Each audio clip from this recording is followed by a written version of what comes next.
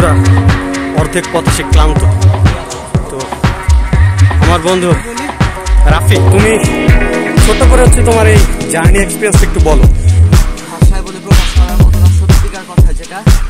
যদি কেউ আসেন অবশ্যই অবশ্যই পানি নিয়ে উঠবেন, আমাদের মতো কেউ বোকামি করবেন না। পানি ছাড়া জীবন যৌবন সব তেজপাত হয়ে গেছে। Welcome to my another video. আজকে আমরা ঝর্ণা দেখতে যাব। ঝর্ণা দেখার জন্য আমরা সকালবেলায় বেরিয়ে পড়ছি আমাদের হোটেল থেকে। তো আমরা সাদেক থেকে কালকে বাসায় নিয়ে আজকে আমরা ঝর্ণা দেখতে পেরেছি। আমরা ঝর্ণা দেখার জন্য শুধু একটি লেগুনা ভাড়া করেছি। লেগুনাতে করে আমরা এখন ঝর্ণা দেখার উদ্দেশ্যে যাব। তো আমাদের লেগুনাটি সুন্দর পাহাড়ের মাঝখানে আঁকামাকা রোড দিয়ে মনোরম পরিবেশে ছুটে চলেছে। আমরা অনেক ফিলিংস নিচ্ছি। আমরা এখন প্রায় কাছাকাছি এসে পড়েছি, ঝর্ণার কাছাকাছি। আমরা আজকে চিন্তা করছি অনেক চিল করবো, ঝর্ণাতে গোসল করবো। আমাদের বন্ধু রাফিউল, দেখেন পুরোটা গ্রুপ জুড়ে রাফিউলের যে স্বপ্ন ছিল ঝর্ণায় গোসল করা, সেটি আপনারা দেখতে পারবেন। তো আমরা এসে পড়েছি প্রায় কাছাকাছি। তো প্রিয় বন্ধুরা, আমরা এখন ঝর্ণায় যাওয়ার জন্য যে ট্রেকিং করতে হয় পাহাড়টা, সেটা ট্রেকিং করব। আমরা ঝর্ণায় যাচ্ছি। আমাদের এই দুর্গম পথে কিভাবে আমরা যাচ্ছি তার একটা ছোট্ট এই ভিডিওর মাধ্যমে হচ্ছে গিয়ে নমুনা দেখাচ্ছি। তো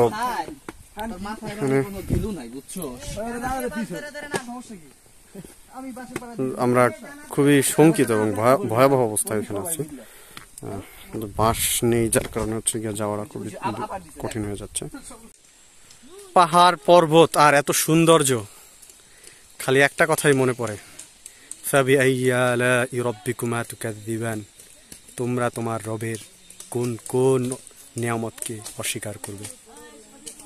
বন্ধুরা, আমরা এখন পাহাড়ের আঁকা বাঁকা মেঠো পথগুলো পাড়ি দিব। দেখুন কি ভয়ঙ্কর রাস্তা। তো আমরা এসে পড়েছি ঝর্ণার কাছাকাছি, যে দেখা যাচ্ছে ঝর্ণাগুলো। তো সত্যি মনোমুগ্ধকর দৃশ্য। তো শুনুন আমাদের ভয়ঙ্কর পথে সে ক্লান্ত। তো আমার বন্ধু রাফি, তুমি ছোট করে হচ্ছে তোমার এই জার্নি এক্সপিরিয়েন্স একটু বলো। ভাষায় বলে প্রকাশ করার মতো না, সত্যিকার কথা যেটা। এখানে যদি কেউ আসেন অবশ্যই অবশ্যই পানি নিয়ে উঠবেন, আমাদের মতো কেউ বোকামি করবেন না। পানি ছাড়া জীবন যৌবন সব তেজপাত হয়ে গেছে। ওকে, থ্যাঙ্কস। তারপরে শিবলি, তুমি একটু তোমার এক্সপিরিয়েন্সটা শেয়ার করো। এক্সপিরিয়েন্স হচ্ছে অসাধারণ একটা জায়গা, যে জায়গায় না আসলে আসলে মানুষ এই স্বাদটা আসলে বুঝতে পারবে না। অসাধারণ, সবার আসা উচিত এখানে এবং এই প্রকৃতির মজা মায়া সব কিছু উপভোগ করা উচিত।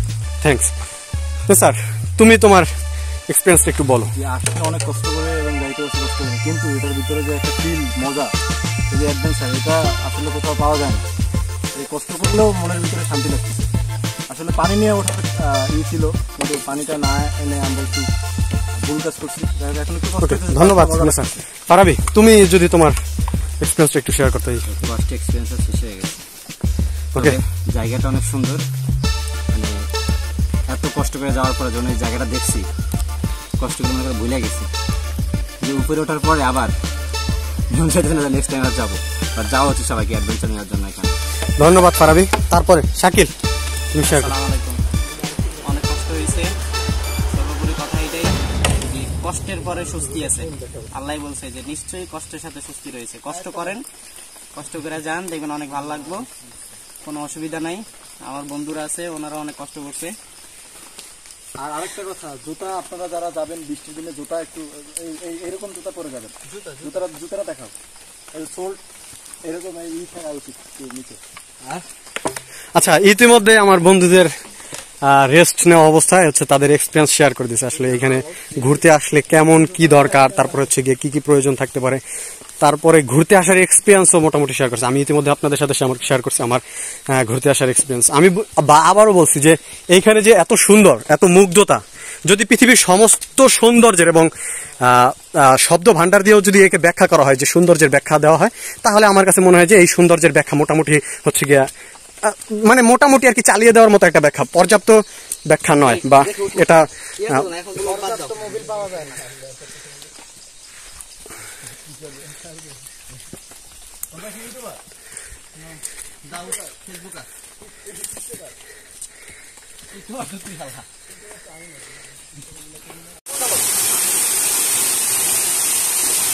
ঝর্ণা নিস ঝর্ণা নিস নেচার নিস শালা খালি আমার নিস না